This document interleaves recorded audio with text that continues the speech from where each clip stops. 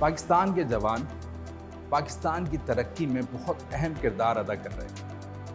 یہ پاکستان کے جوان 60% سے زیادہ پاکستان کی پاپولیشن کے اندر موجود ہیں۔ پاکستان کی پاپولیشن کا جب بنیادی جز جوانوں پہ مشتمل ہے تو اس کی ڈیولپمنٹ کے لیے پاکستان میں کیا ہو رہا ہے، اس کی ڈیولپمنٹ کے ساتھ ساتھ پاکستان کی گائیڈنس کے پوائنٹ آف ویو سے ان کو کیریئر میں کیسے گائیڈ کیا جا رہا ہے اور یہ آگے کیسے بڑھ رہے ہیں، ان سارے سوالوں کے جوابات کے لیے آج ہم آپ کی ملاقات کرا رہے ہیں ڈی ایچ ایس صفا یونیورسٹی کے وی سی سے، اور جانیں گے اور سمجھیں گے کہ کس طریقے سے پاکستانی یوتھ اپنا رول ادا کر رہی ہے اور کون کون سی اپرچونیٹیز ہیں جس سے فائدہ اٹھایا جا سکتا ہے۔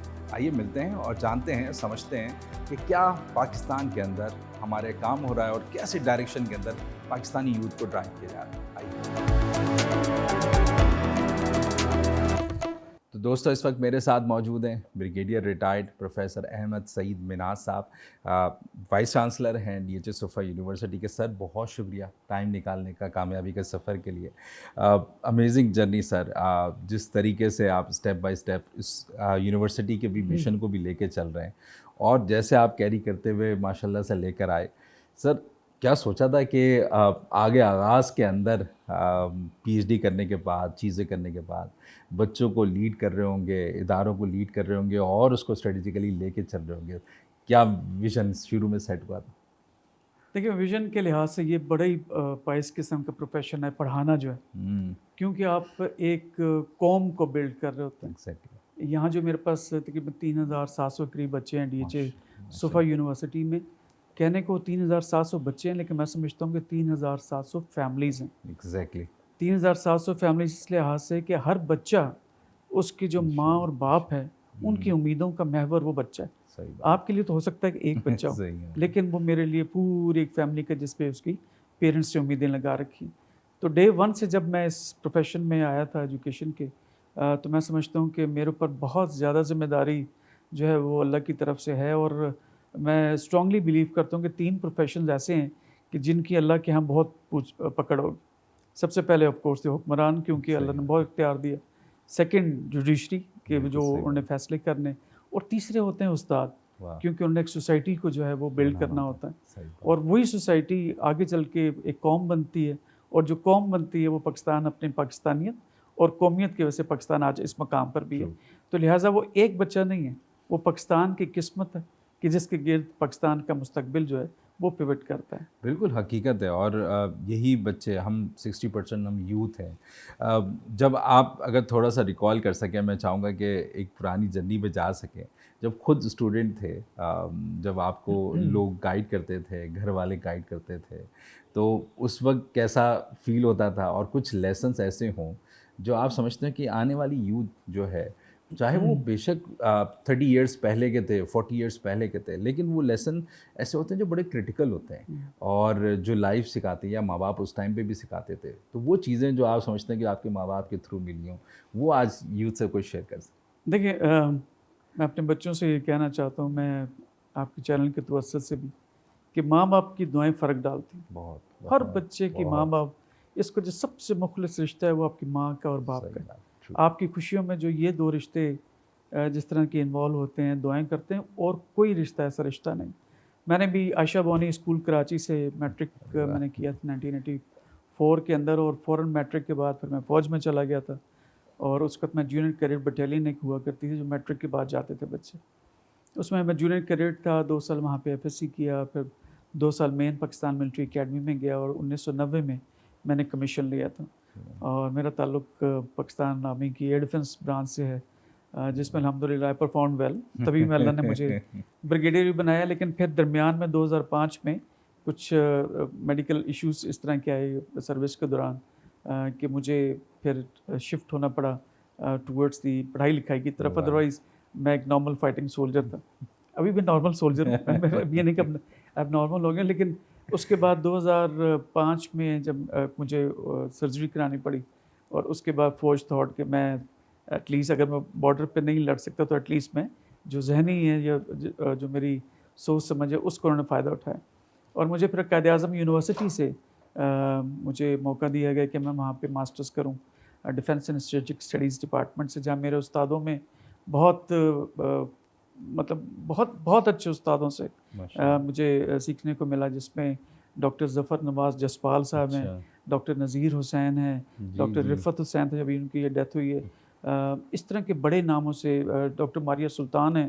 تو ان کی زیر سایہ میں کہوں کہ میں نے اسٹریٹجک اسٹڈیز کو سمجھا، اور اس اسٹریٹجک اسٹڈیز کی بدولت میں اسٹریٹجک لیول کے اوپر ایک تھنک ٹینک میں نے کام کیا فار گڈ اباؤٹ 7-8-9 ایئرس، اور میں نے ایکسٹینسولی انٹرنیشنل ٹریول کیا کہ جس میں پاکستان کے پرسپیکٹیو کو جو ہے وہ اسٹریٹجک پروگرام کے حساب سے میں نے اس کی دفاع بھی کیا، اور ایک جو کاؤنٹر نیریٹو آپ بناتے ہیں، کیونکہ ساری دنیا کی نظریں پاکستان کی اسٹریٹجک ایسٹ کی جانب میں، تو میں بھی اس میں ایک چھوٹا سا جو ہے وہ اپنا کردار میں نے ادا کیا، جو کہ میں جب اوپر جاؤں گا تو یہاں سو کلیم کروں گا کہ I did some thing for Pakistan. تو میں نے ایکسٹینسو ٹریول کیا، پورا یورپ دیکھا، پورا امریکہ دیکھا، ساؤتھ ایشیا، چائنا، جاپان اور ویتنام، اور ملٹیپل نمبر آف جگہوں پہ.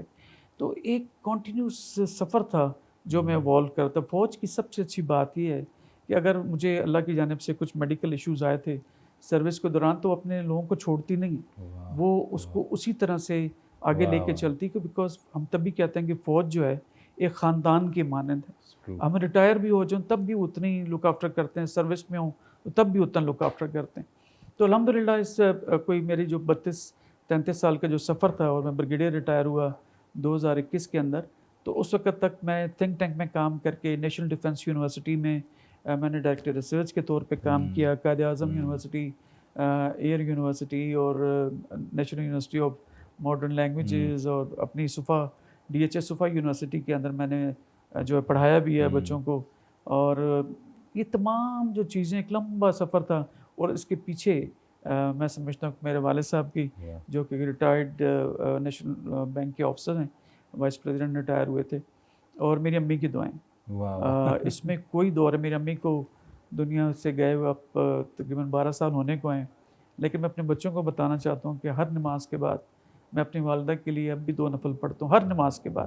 اور جو دعا ہوتی ہے آخر میں وہ یہ کہ میری امی کی دعاؤں میں میرے درمیان پردہ نہ حائل کیجیے گا. وہ پردہ حائل ہی نہیں ہوا. تو میں اپنے بچوں کو بتانا چاہتا ہوں کہ جن کے امی ابو زندہ ہیں، رج کی خدمت کریں، ان سے جتنی دعائیں ہو سکتا لیں، اور اگر کسی کی دنیا سے چلے گئے ہیں تو ان کے لیے لازمی جو ہے ان کے نفل پڑھیں، ان کی بخشش کے لیے دعا کریں، کیونکہ ان کو آپ کی دعاؤں کی اشد ضرورت ہے. تو اللہ نے وہ پردہ حائل ہی نہیں کیا. میں وائس چانسلر بننا ٹھیک ہے کہ میں نے میرا کوئی 16-17-18 سال کا تجربہ ہے پڑھانے لکھانے کے حساب سے، ریسرچ کے حساب سے، تھنک ٹینک میں کام کرنے کے حساب سے، لیکن اس کے باوجود اتنے بڑے عہدے پہ آنا، ٹھیک ہے، محنت کون ہے جو محنت نہیں کرتا ہوگا؟ ہر کوئی محنت کرتا ہے. کوئی یہ نہیں کہتا کہ میں نے محنت نہیں کرنی، ہر بچہ کہتا ہے محنت کرنی. جو فرق ڈالتی ہیں وہ دعائیں ڈالتی ہیں، آپ کا مخلص پن، آپ کا اخلاص وہ ڈالتا ہے، ہمبل ہونا ڈالتا ہے. تو لہٰذا میں سمجھتا ہوں کہ اپنے پیرنٹس کے ساتھ جو ہے وہ جتنی آپ عقیدت محبت کر سکتے ہیں، جن کے زندہ ہیں بہت لکی ہیں، جو چلے گئے ہیں ان کی جانے کے بعد ان کے لیے کریں، کیونکہ پیرنٹس سے بڑھ کے کوئی رشتہ نہیں. حقیقت ہے. اچھا، یوزلی ایسا ہوتا ہے کہ آپ ریٹائرمنٹ لیتے ہیں، ریٹائرمنٹ لینے کے بعد آرام کی زندگی شروع ہو جاتی ہے. ہمارا کانسیپٹ انفارچونیٹلی ایسا بنا ہوا ہے. کبھی آپ کے پاس آپشن آیا یا بہت زیادہ آرام کی زندگی لوں، یا یہ ڈیلی کے اسٹریس ہے کیونکہ ایک یونیورسٹی چلانا، پھر اتنے جو 3000+ اسٹوڈنٹس ہوں، اور پھر ان کی ڈائریکشنز کو بھی سیٹ کرنا یونیورسٹی کی اوور آل، پھر ہر ٹائپ کی اکیڈمیا کے لوگوں سے مستقل ریلیشن رہتا ہے پاکستان کے لیول کے اوپر بھی اور انٹرنیشنلی بھی. چیلنج کیسا فیل کرتے ہیں؟ دیکھیے، چیلنج لینا تو ڈے 1 سے، جب پاکستان ملٹری اکیڈمی میں گئے تو چیلنج تو ڈے 1 سے میں سکھایا گیا. صحیح بات. لیڈرشپ ہم میں کوٹ کے آرمی آفسرس میں، نیوی کے یا ان کے ایئر فورس کے آفسرس میں ڈالی جاتی ہے، کیونکہ ہماری ٹریننگ اس طرح سے ہوتی ہے. ہم اسٹریس لینے کے عادی ہوتے ہیں. جہاں تک دوسری جاب کرنے کا تعلق ہے، جو اسٹریس کی آپ بات کریں، میرے پاس آپشن تھی کہ میں گولف کھیلتا، میں ریلیکس والی زندگی کرتا، لیکن چونکہ بچے اس ایج میں ہوتے ہیں جب یونیورسٹی گوئنگ ہوتے ہیں. ایز بریگیڈیئر میں جو ریٹائر ہوا وہ میری عمر 52 سال تھی جب میں ریٹائر ہو گیا. تو ریٹائرمنٹ بچے یونیورسٹی گوئنگ ہے تو مجھے کچھ تو کرنا ہے. 60 years is a normal age جب ریٹائر ہوتے ہیں. اسی طرح لیفٹنٹ کرنلز یا کرنلز یا میجرز جو ریٹائر ہوتے ہیں وہ جنرلی 42 ایئر سے لے کے اور 47-48 ایئرس کی ایج میں ریٹائر ہو جاتے ہیں. تو اس کو تو بچے ان بیچاروں کی اسکول گوئنگ ہوتی ہے، اس لیے ان کی مینجمنٹ چونکہ اچھی ہوتی ہے تو جو ادارے ہیں وہ ان کو پریفر کرتے ہیں کہ ایک ٹرینڈ بندہ جو ڈرافٹنگ بھی کر سکتا ہو، فزیکلی فٹ بھی ہو، مینٹلی اسٹریس کو لے سکتا ہو. تو ہم لوگ اس لیے تھوڑا سا پریفر کیے جاتے ہیں. وہ سوشل میڈیا کے اوپر تھوڑا سا ضرور چلتا ہے لیکن ہماری مجبوری بھی ہوتی ہے کہ بچوں نے پڑھنا ہے, ہم نے کچھ نہ کچھ تو کرنا ہی ہوتا ہے. ہاں جہاں تک یونیورسٹی کا تعلق ہے, ڈی ایچ اے صفا یونیورسٹی کی نسبت جو ہے نا وہ حضور پاک صلی اللہ علیہ وسلم سے.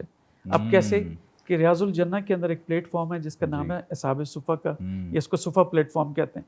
اس کی نسبت سے ہمارے پہلے چانسلر تھے جنرل عثمانی صاحب, انہوں نے اس کا نام رکھا تھا. میں آپ کو یہی بتاتا چلوں کہ ڈی ایچ اے صفا یونیورسٹی کے جو چانسلر ہیں وہ جو بھی سٹنگ کور کمانڈر ہوتے ہیں کراچی کے, سندھ کے, وہ اس کے چانسلر ہوتے ہیں. تو لہٰذا فوج کے اندر جب آپ کو آبجیکٹیو دے دیا جاتا ہے, ایک مشن دے دیا جاتا ہے, تو نہ اس میں ڈیلے ہو سکتا ہے نہ اس میں ہار ہوتی ہے. تو لہٰذا الحمدللہ اس 13 سالوں کی سفر کے دوران جو اس یونیورسٹی نے 2012 میں آپریشن ہوئی تھی, اس وقت سے لے کے اب تک ہم نے بہت اسٹرائڈ کیا.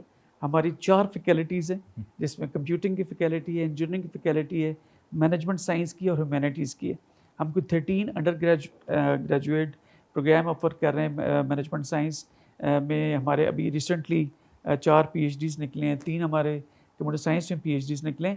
ہمارے تمام پروگرامز کو کمپیوٹنگ جو ہماری کونسل ہے انہوں نے ایکریڈٹ کیا ہوا ہے, انجینئرنگ کونسل نے کیا ہوا ہے, بزنس کونسل نے کیا ہوا ہے, اکاؤنٹس اینڈ فائنانس کو institute of charter accountancy Pakistan نے کیا ہوا ہے. دونوں ہمارے کیمپس, ایک یہ کیمپس ہے ڈی ایچ اے جہاں پہ تشریف رکھتے ہیں فیز 7 ایکسٹینشن میں مین ڈی ایچ اے میں. ایک ہمارا کیمپس جو ہے وہ ڈی ایچ اے سٹی کے اندر ہے جہاں پر تقریباً 300 قریب اسٹوڈنٹس ہیں. تو تمام کیمپسز, دونوں کیمپسز ہمارے ایکریڈیٹڈ ہیں ایچ ای سی سے.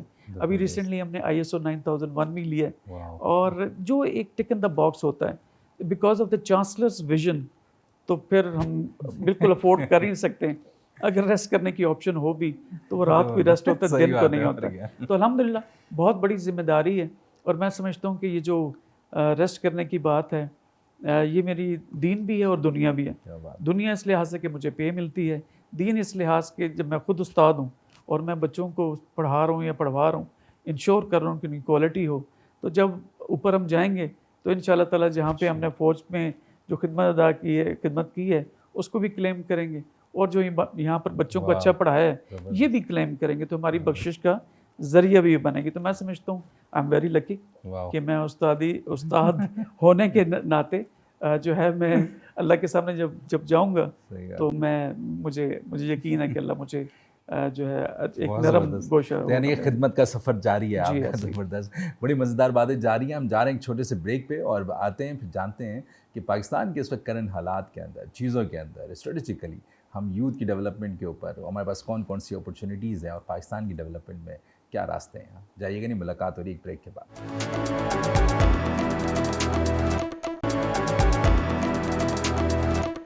ویلکم بیک ٹو کامیابی کا سفر. میرے ساتھ موجود ہیں بریگیڈیئر ریٹائرڈ پروفیسر احمد سعید مناز صاحب, وی سی ہیں ڈی ایچ اے صفا یونیورسٹی کے. سر, جانے سے پہلے آپ نے زبردست پورا ایریا سیٹ کیا کہ آپ جس طریقے سے ڈی ایچ اے صفا کام کر رہی ہے, فیسیلیٹیٹ کر رہی ہے بچوں کو, اتنے زیادہ بچوں کو لے کے چل رہی ہے.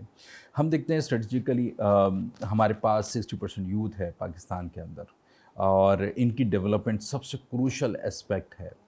اوور آل آپ کیسے دیکھتے ہیں کہ ہم اس یوتھ کے اندر کتنا پوٹینشیل ہے, اور ان حالات کے اندر جو خاص طور پہ ماڈرن ایرا ہے, ڈیجیٹل ایرا ہے, اس میں گروتھ کی ہر ملک بات کرتا ہے کہ اپنے ٹیلنٹ کو لے کر کہ ہم کیسے پالش کریں تاکہ اس کی ڈیولپمنٹ آسان ہو. تو اسٹریٹجیکلی کیسے دیکھتے ہیں کہ کتنی وائٹل ہے یہ چیزیں, اور اس کو ہمیں کیسے لے کے چلنا چاہیے؟ نہیں, کسی بھی ملک کی ترقی جو ہے نا اس کے ایلیمنٹس آف نیشنل پاور پہ ڈپینڈ کرتی ہے.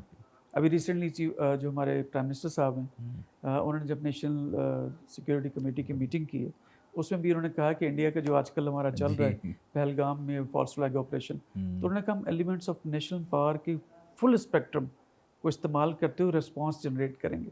تو فل اسپیکٹرم میں کیا آتا ہے, آپ کے نیشنل ایلیمنٹس جو ایلیمنٹس آف نیشنل پاور ہے اس میں آپ کی یوتھ بھی آتی ہے, آپ کی ڈپلومیسی بھی آتی ہے, آپ کی جو آپ کی پولیٹیکل نیگوسیشنس بھی آتی ہیں, کنونشنل وار بھی آتی ہے, اور خدا نخواستہ نیوکلیر وار بھی آتی ہے. جہاں تک یوتھ کا تعلق ہے یہ بہت امپورٹنٹ ایلیمنٹ ہے آپ کی نیشنل پاور کا. میں چونکہ یوتھ کے ساتھ ڈیل کر رہا ہوں, 3700 بچے جو ہیں یہ جنریشن زی کے بچے ہیں کہ جو بالکل آسرا نہیں کرتے آپ سے. کلیئرٹی آف ڈاؤٹ جو ہے اس ہم جب اسٹوڈنٹ ہوا کرتے تھے تو استاد کے سامنے بولتے نہیں تھے, تو لہٰذا اب یہ کوشچننگ بھی کرتے ہیں, یہ ریزننگ کے ساتھ کوشچننگ کرتے ہیں. ہم کتابوں سے پڑھ کے نالج لیا کرتے تھے اپنی عمر کے اندر، اور یہ ایک وہ جو پام کے اوپر یہ موبائل ہے اس میں ریڈیلی انفارمیشن کے پاس موجود ہے، فوراً مل جاتی ہے. اب فوراً انفارمیشن، اب اس انفارمیشن کو آپ لیفٹ والی جو ہے انفارمیشن وہ بھی اویلیبل ہے اور رائٹ والی انفارمیشن اویلیبل. استادوں کا کام یہ ہے کہ اس انفارمیشن کو ڈیسائفر کر کے رائٹ اینڈ رانگ بتا سکیں.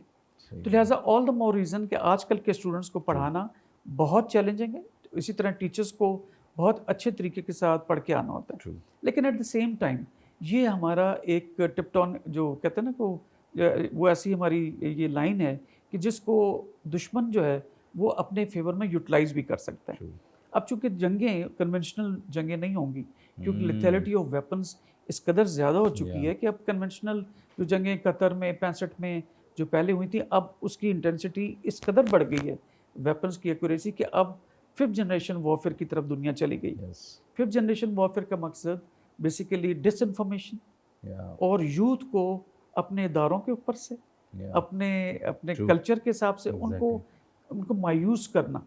کیونکہ کسی بھی جنگ کا کیا مقصد ہوتا ہے کہ کسی بھی قوم کو مایوس کر دیں تاکہ وہ قوم اپنے لیڈرز کو کہے کہ آپ نیگوشیٹنگ ٹیبل پہ بیٹھیں اور دشمن کے ساتھ کہیں بھائی جو بھی کرنا کریں. بالکل صحیح. اب وہ بغیر گولی فائر کیے وہی یوتھ جو 65% ہمارا ایک strong element of national power ہے، اگر آپ اس کو 5th جنریشن وارفیئر کے تھرو رانگ نیریٹیوز کے ساتھ آپ اس کو ڈس انفارمیشن دے کے اپنے حق میں کر سکتے ہیں. بدقسمتی سے اس وقت 5th جنریشن وارفیئر مکمل طور پر ہم پہ حاوی ہے. آپ دیکھیں تو اداروں کے اوپر سے اعتماد کو متزلزل کرنے کی کوشش کر رہے ہیں، جوڈیشری کو آپ کرٹیسزم کر رہے ہیں، پارلیمنٹ کو بے وقت سمجھتے ہیں، آرمی کے اوپر ایون جو ہمارا سینٹر آف گریویٹی ہوا ہے اور دشمنوں کو پتہ ہے کہ اگر آرمی کو ہلا دیا، آرمڈ فورسز کو ہلا دیا، یا اس کے جو اعتماد ہے یا اس کا جو رومانس ہے بٹوین جو قوم اور جو آرم فورسز ہیں، اگر اس کو ہلا دیا تو ہم پاکستان کو پکڑ سکتے ہیں. صحیح بات ہے. تو لہٰذا اس وقت جو 5th جنریشن وارفیئر فل جو ہے سوئنگ کے اوپر ہے، اسی لیے ہم آل دا مور ریزن میرے سے استادوں کے اوپر مزید ذمہ داری عائد ہوتی ہے کہ ہم اپنے بچوں کو صحیح اور غلط بتا سکیں. بیکاز ہم صرف پڑھا نہیں رہے، ہم نے ان کی جو ہے وہ تربیت بھی کرنی. تو تعلیم و تربیت، اس کو تربیت کی اشد ضرورت ہے. بچے ہمارے جو موبائل کے اوپر دیکھ کر ویسٹرن کلچر کی طرف زیادہ مائل ہوتے نظر آتے ہیں، تو ان کو وہاں پر بھی دکھانا ہے کہ ہمارے سوسائٹی کے نارمس کیا ہیں، فیملی کی ویلیوز کیا ہیں. اب یہ لوگ باہر جو جا رہے ہیں بچے، میں دیکھ رہا ہوتا ہوں میرے پاس بہت سے لوگ سائن کروانے آتے ہیں جب ڈگری ان کی ہو جاتی ہے کہ ریفرنس لیٹر دے دیں ہم نے باہر جانا. تو جیسے بھی چیف آرمی اسٹاف نے بھی یوتھ کنونشن کے اوپر کہا تھا، اوورسیز کنونشن کے اوپر، کہ جو بچے باہر جا رہے ہیں اس کو برین ڈرین نہ بولیں، اس کو آپٹیمسٹ نظر سے دیکھیں، کیونکہ یہ برین ڈرین نہیں ہے، برین گین ہے. کیوں؟ اس لیے کہ یہی بچے جب باہر پڑھنے کے لیے جائیں گے، سو واٹ اگر وہ وہاں پہ رہ جاتا ہے تو کوئی بات، لیکن یاد رکھیں کہ جس چیز کی بھی کمی ہوتی ہے اس کی جو ہے نا ریکوائرمنٹ یا اس کی طلب جو ہے بڑھ جاتی. 10 سال ایٹ دی ایوریج جو اگر انالیسز ہم نے ایک کیا تھا، 10 سال اگر آپ فورن کنٹری میں رہ لیں تو پاکستان بہت شدت سے یاد آتا ہے. وہی لوگ پڑھ کے وہاں کا تجربہ لے کے جب واپس آئیں گے تو کس قدر کنٹریبیوٹ کریں گے.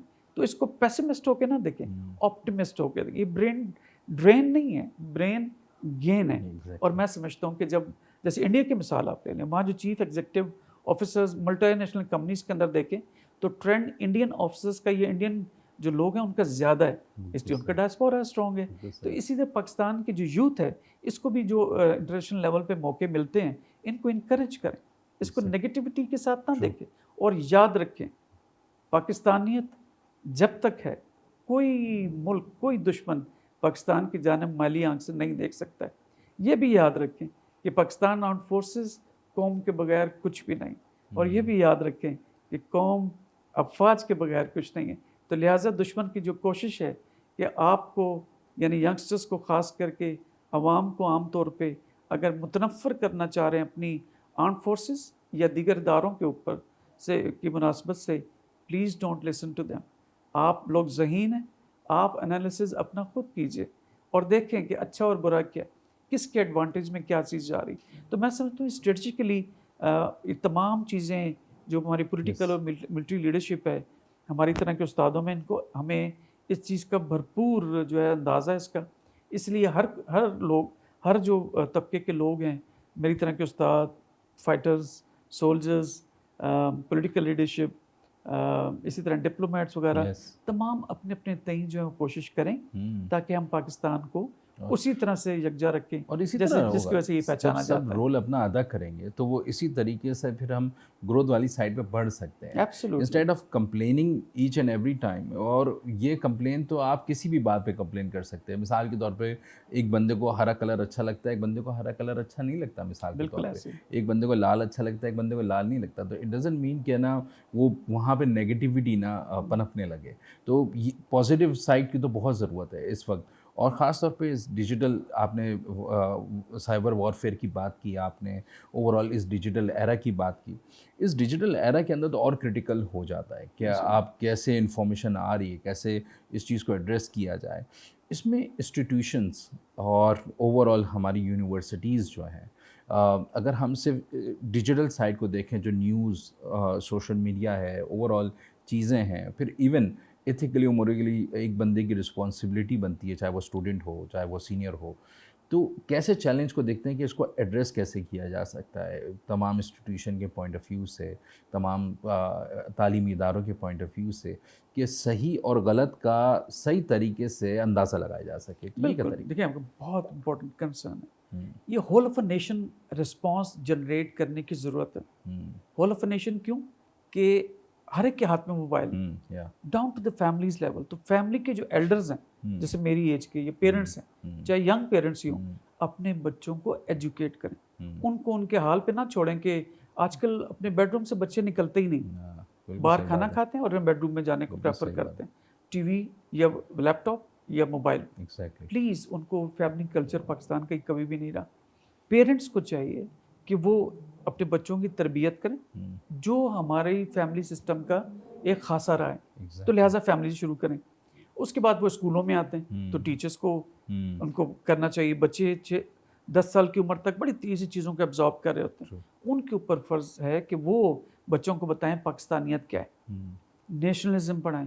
اسی طرح جب وہ جن زی یونیورسٹی یا کالجز میں آتی ہے تو پھر ہیڈ آف دی انسٹیٹیوشن ہونے کے ناطے ہم اسٹوڈنٹس کے ساتھ لازمی بات کریں, ان کو ڈسکریج نہ کریں. جتنا آپ ان کو دبائیں گے یا ان سے انفارمیشن دور رکھیں گے تو وہ پھر اپنی پرسیپشنز بنائیں گے. تو لہٰذا آپ ان کے ساتھ ڈسکشن کریں. آج کل کی یوتھ جو ہے وہ ان کے اوپر آپ چیز تھوپ نہیں سکتے, آپ ان کو آرگومنٹس دیں. تو لہٰذا ہماری طرح کے جو استاد کالجز میں ہیں, جو یونیورسٹیز میں ہیں, ان کی تربیت بھی ہو رہی ہے. ہائر ایجوکیشن کمیشن بھی اس کے اوپر کانسنٹریٹ کر رہا ہے. ہماری ایجوکیشن منسٹری اس کے اوپر کانسنٹریٹ کر رہی ہے. ہماری انٹر سروسز پبلک ریلیشن جو ہے ISPR اس پہ کام کر رہا ہے. تو مقصد کسی کو دبانا نہیں ہے, مقصد ان کے ساتھ ڈسکشن جنریٹ کرنا ہے تاکہ وہ رائٹ اور رانگ میں تمیز کر سکیں. اس میں کوئی دو رائے نہیں ہے کہ اس وقت جو ہے یوتھ کے پاس اتنے نیریٹیوز ہیں, ان کو سفٹنگ کرنے میں پرابلم آ رہی ہے.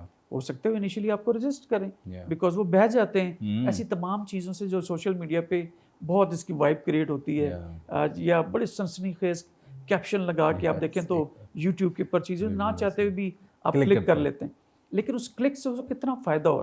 تو بچوں کو یہ تربیت دینے کی ضرورت ہے. اگر آپ فورسفلی روکیں گے تو نہیں مانیں گے, بیکاز میں ان کے ساتھ ڈیل کر رہا ہوں. آرگومنٹ کر کے ان کو سمجھائیں گے, کاؤنٹر آرگومنٹ کریں گے, ڈسکشن کریں گے.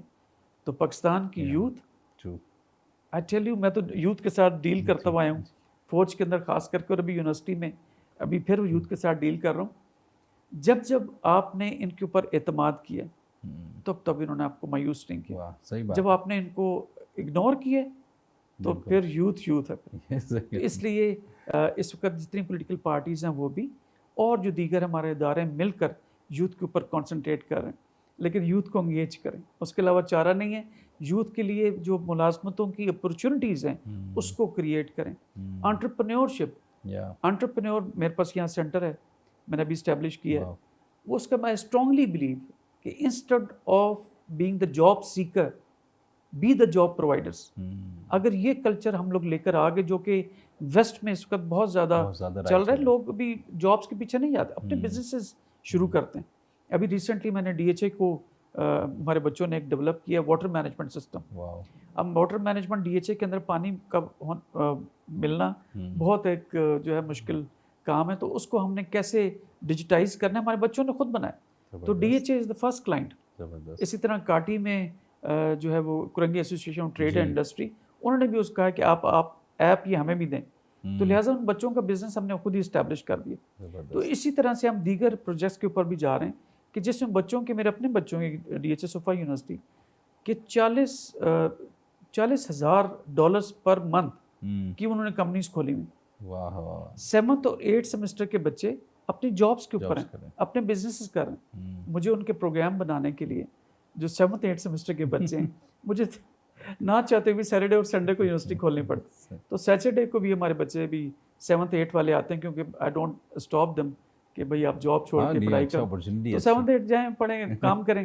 ہم سیٹرڈے کو بھی آپ کو پڑھاتے ہیں. لہٰذا یوتھ کو اپرچونیٹیز دیں, ان کو بچائیں ایسے تمام پروپیگنڈا سے.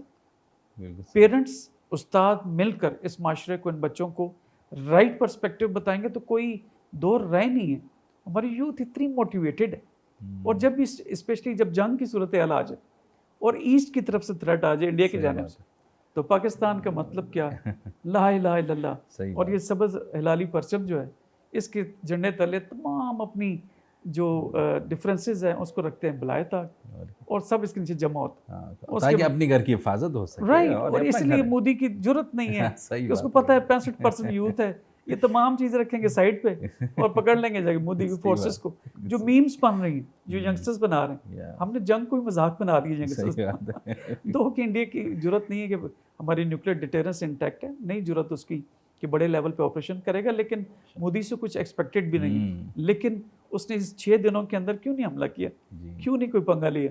اس لیے کہ پتہ ہے کہ 65% یوتھ ہے, وہ اپنی فورس سے زیادہ آگے بڑھ کے لڑنا شروع کر دیں گے. تو الحمدللہ ہماری بہت موٹیویٹڈ یوتھ ہے. بالکل صحیح, اور میں بڑا پراؤڈلی کلیم کرتا ہوں I am one of them جو ان کو مزید موٹیویٹ کر رہی ہے. بالکل صحیح. تو بڑی مزے کی باتیں جاری ہیں. ہم جا رہے ہیں ایک چھوٹے سے بریک پہ اور جانتے ہیں کہ کیسے ہم اگلے 5 سال اور 10 سال میں پاکستان کو آگے بڑھتے ہوئے دیکھ رہے ہیں. جائے گی نہیں, ملاقات ہو رہی ہے بریک کے بعد.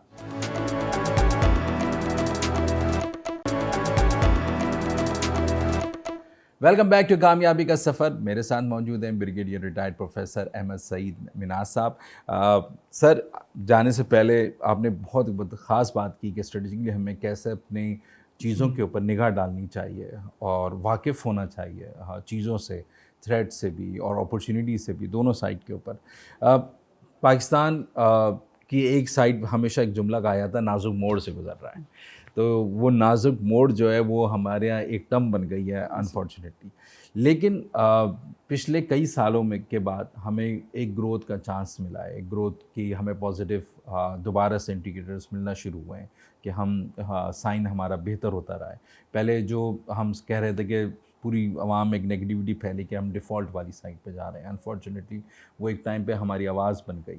لیکن آج الحمدللہ وہ آواز کسی بھی جگہ پہ ابھی ایگزسٹ نہیں کر رہی کہ ہم ڈیفالٹ والی سائڈ پہ جا رہے ہیں.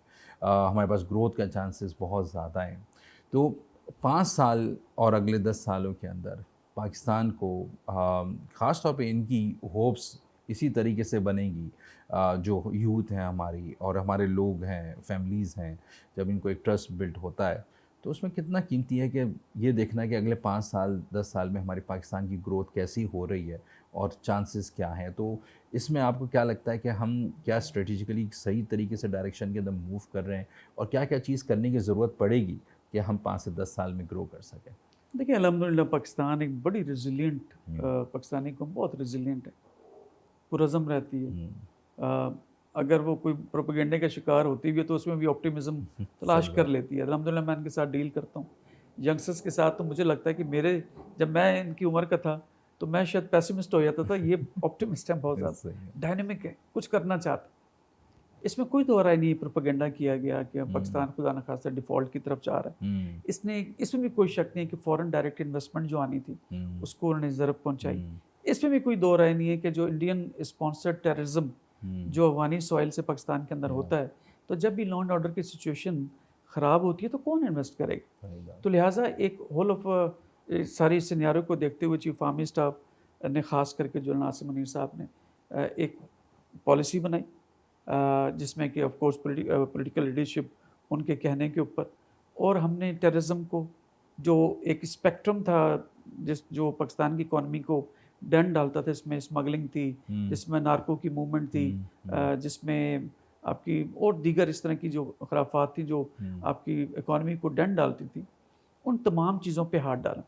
اب جو نگیٹیوٹی بھی جو پھیلی جو پچھلے 1 سال کے اندر ہم دیکھتے ہیں، تو یہ چیف آرمی اسٹاف نے بیسیکلی ایک قسم کا رسک لیا کہ ان تمام چیزوں پہ جب ہاتھ ڈالیں گے تو نگیٹیوٹی تو پھیلے گی، اس لیے کہ جن کا اس پہ چیزیں چل رہی تھیں ان کے اوپر، اس مافیا کے اوپر ہاتھ ڈالیں گے تو شور تو مچنا تھا۔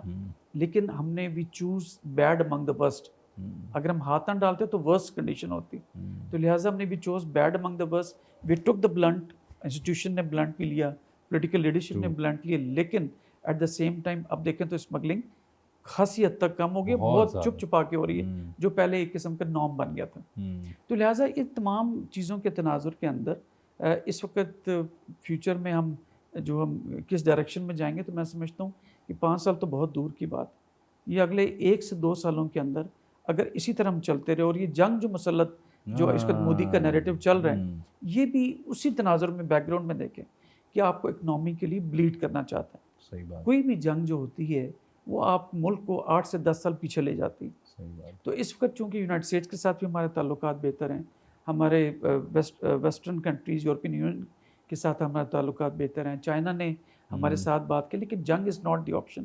انڈینس کو بھی چاہیے کہ وہ اپنی جو فاشسٹ ہے، کلچرل نیشنلسٹ، جو ان کی بی جے پی کی گورنمنٹ ہے، اس کو بھی روکیں، ان کے حق میں بھی بہتر نہیں ہے کہ جنگ ہو۔ تو لہٰذا جو ٹیررزم ہو رہی ہے اس میں کوئی دو رائے نہیں ہے، ہم سب سے زیادہ افیکٹڈ ہیں۔ ہم ڈیلی سنتے ہیں آئی ڈی پھٹی ہے، اتنے سولجر، اتنے معصوم جو لوگ وہ اس میں شہید ہوئے ہیں، تو ہم تو سب سے زیادہ افیکٹڈ ہیں، بجائے کہ ہمیں بلیم کرنے کے۔ لیٹس جوائن ہینڈس ٹوگیدر اور ان کو پکڑیں، افغانستان سے پکڑیں جا کے۔ جیسی ہی آپ کی لا اینڈ آرڈر سچویشن یہاں بہتر ہوگی، جو کہ کافی حد تک بہتر ہو چکی ہے، ہم نے تھاؤزنڈز آف آپریشنز 2024 کے اندر کیے ہیں، جو انٹیلیجنس بیسڈ آپریشنز تھے، کہ جس کی وجہ سے ہم نے ہنڈریڈز آف ابھی ان کے جو خارجیوں کو ان کو ہم نے جنم حاصل کیے۔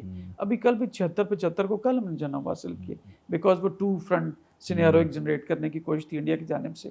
لیکن ہیونگ سیڈ دیٹ، جو اسپیشل انویسٹمنٹ فیسیلیٹیشن کونسل بنائی گئی SIFC، اس کے ویژن کے حساب سے اب جیسے منرل بل ہے، اس کو ایکسپلوریشن آپ نے کرنی ہے، وہ بھائی وہ 75 سالوں سے اس کو ایکسپلور ہی نہیں کر پائے، اس لیے کہ ہمارے پاس وہ جدید ٹیکنالوجی نہیں ہے کہ ہم اس کو ایکسپلور کریں۔ جب ہم نے باہر والوں کو کہا کہ آپ مل کے کام کرتے ہیں، دبئی کے اندر کیا وہ ایسے ہی ان کا تیل نکل آیا تھا، جب وہاں پہ انہوں نے تیل نکالا تو اس کے بعد دبئی بن گیا، سعودیہ بن گیا، ورنہ سارے بدو تھے۔ اسی طرح پاکستان کے اندر بھی منرلز کو ایکسپلور کرنے کا جو بل لایا گیا، اس کو بھی ایک پولیٹیکل ٹچ دے دیا گیا۔ یہ منرلز جب آپ کے باہر نکلیں گی تو کون آپ سے چھین کے جا رہا ہے؟ کہ پاکستان کوئی بنانا ریپبلک ہے کہ یہاں سے اٹھا کے لے جائیں؟ کیسے لے کے ایکسپلور کریں گے؟ ہم ضرور ان کو کچھ ان کی محنت کا صلہ بھی دیں گے، لیکن وہ پاکستان کی ترقی کے لیے ہمارے پاس اس قدر بہترین ریئر ارتھ مٹیریلز ہیں جو دنیا کو مختلف انڈسٹری کے لیے چاہیے، تو لہٰذا ہم اگر ان کے اوپر کام کرتے ہیں تو اس کو نگیٹیوٹی کیوں کر؟ لیکن پروپیگنڈا ان تمام مافیا کی جانب سے ہوگا جو پاکستان کو ترقی کرتا نہیں دیکھنا چاہتے اور اس کے لیے فنڈنگ بھی کرتے۔ کچھ پاکستانی بولتے ہیں بہکاوے میں آ کے، کچھ ایسی ویب سائٹس ہیں کہ جو وہ ان کو بوسٹنگ کرا کے آپ کے سوشل میڈیا کا ایک نیریٹو کر دیتے ہیں، اس کو ہائپ کریٹ کر دیتے ہیں، یا اسے کہتے ہیں وائرل کر دیتے ہیں، تو وائرل ہو جاتی ہے، سارے دیکھنا شروع کر دیں۔ وہ سمجھتے ہیں آئیں گے گورے ہوں گے وہ اٹھا کے لے جائیں، وہ بھائی کیسے لے جائیں؟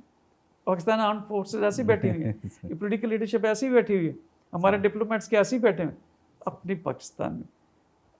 اپنے نہیں سوچے، آپ کی بہتر مستقبل کے لیے سب کچھ کرنا چاہ رہے، آپ ڈیمورال کر دیں، کوشش کرنا شروع کر دیں۔ ابھی جو نہریں نکالنی ہیں، میں اس کو پولیٹیکل ڈیبیٹ پہ نہیں جاتا، لیکن وہ بھی جو آپ کے صحرا ہیں، اگر ان کو سندھ کا پانی اگر پراپر ملتا رہے، آڈٹ کرا لیں کہ کیا پانی جو آپ کے دریائے سندھ میں آ رہا تھا، کیا وہ پورا پانی اتنا ہی ہے یا اس سے زیادہ ہے، بجائے کہ سمندر میں پھینکنے کے آپ اس کو بنجر زمین کو دے دیں۔ تو یہ بھی انٹر جو صوبائی جو ہماری ایک جو ہارمنی ہے اس کی ضرورت ہے۔ تو لہٰذا ہم سارے وہ پروپیگنڈے میں بہہ جاتے ہیں، لیکن میں پھر یہی کہوں ہم سب پاکستانی، آپ ٹھیک ہے احتجاج کرنا بھی لوگوں کو حق ہے، لیکن جب میں دیکھتا ہوں تو مجھے ہلکا سا دکھ ہوتا، تھوڑی سی ریسرچ کر لیں، تھوڑی سی تحقیق کر لیں، کچھ سیمینارز کر لیں، لوگوں کو اپنے ساتھ اگین بٹھائیں، بتائیں، سمجھائیں، تو پاکستان دن دگنی اور رات چگنی ترقی کرنے کا ہر طریقے کے ساتھ ہوگی اور بہتری بالکل ایسے ہی ہے۔ تو لہٰذا اس کو طریقے سے لے کے چلیں बड़ा अच्छा भी चल रहा है, पोलिटिकल पार्टीज आपस में बैठी हैं, for the time being hold कर दिए कि वो कंसेंसस बिल्ड करेंगे। सही बात। लिहाजा हमारे पास विल है, यूथ है, स्ट्रॉन्ग लीडरशिप है, strong battle harden arm forces है, और वो जो आपने कहा ना कि हम हमेशा उस नाजुक मोड़ से गुजरते हैं, अनफॉर्चुनेटली हमारे अगर चारों तरफ देखें तो सम ऑफ दी अदर दुश्मन ममालिक, एक ईस्ट पूरे का पूरा इंडिया है, अफगानिस्तान के अंदर हमेशा से जंग रही है, ईरान हमारा फ्रेंड है ठीक है, लेकिन समटाइम्स थोड़ा सा वो BLA के चक्कर में कहीं ना कहीं थोड़ा सा क्रिटिकल हो जाता है, लेकिन इंतहाई काबिल एहतराम ब्रदर इस्लामी मुल्क हैं। तो सिक्योरिटी जो है ना हमारी पॉलिसीज़ के अंदर डोमिनेट करती है, इसलिए आर्म फोर्सेस जो हैं वो हरकत भाग रहे होते हैं, रोक रहे होते हैं।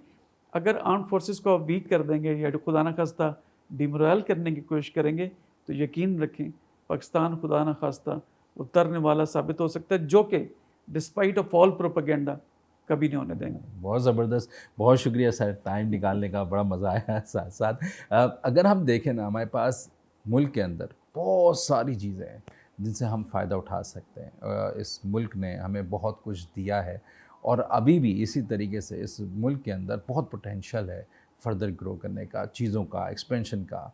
तो हमारे पास अपॉर्चुनिटी है, हम आंखें अपनी बिल्कुल मिशन पे रख कर, ऑब्जेक्टिव पे रख कर, फोकस के साथ काम करें, अपने आप को बेहतर करें, तो पाकिस्तान खुद ब खुद बेहतर होगा।